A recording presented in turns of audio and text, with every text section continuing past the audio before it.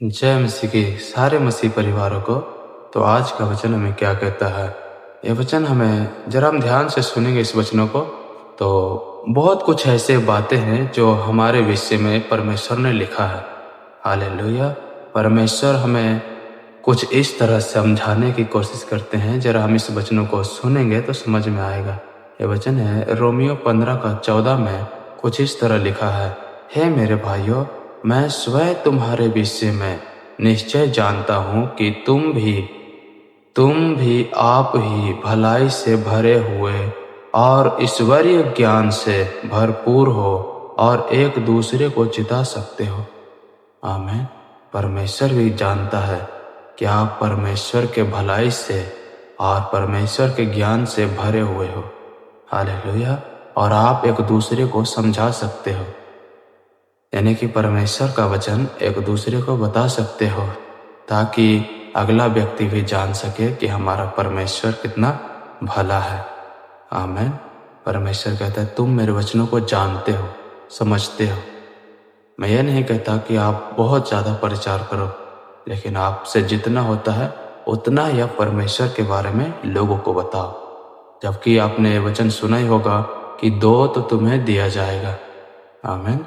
जिस तरह से परमेश्वर ने हमें थोड़ा वचन समझने का समझ दिया, यदि हम वो वचन किसी और को उतना ही जितना हमारे पास है उतना हम उसको दे दें, तो परमेश्वर हमें और देता है, ताकि हम और अच्छे से लोगों को बता सके।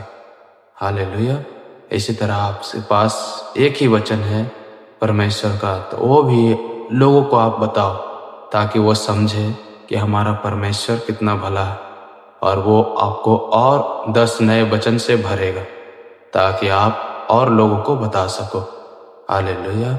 और आगे यदि हम पढ़ते हैं तो क्या लिखा है, तो भी मैंने कहीं नहीं याद दिलाने के लिए तुम्हें जो बहुत साहस करके लिखा, ये उस अनुग्रह के कारण हुआ जो परमेश्वर ने मुझे दिया है। हालेलुया। परमेश्वर का वचन क्या कहता है, तो भी मैंने कहीं याद दिलाने के लिए मैं आपको ये बातें बता रहा हूँ। हालेलुया। ताकि आप ये भूल ना जाओ कि आप क्या हो। परमेश्वर भी आपको एक सृष्टि ठहराया है। हालेलुया।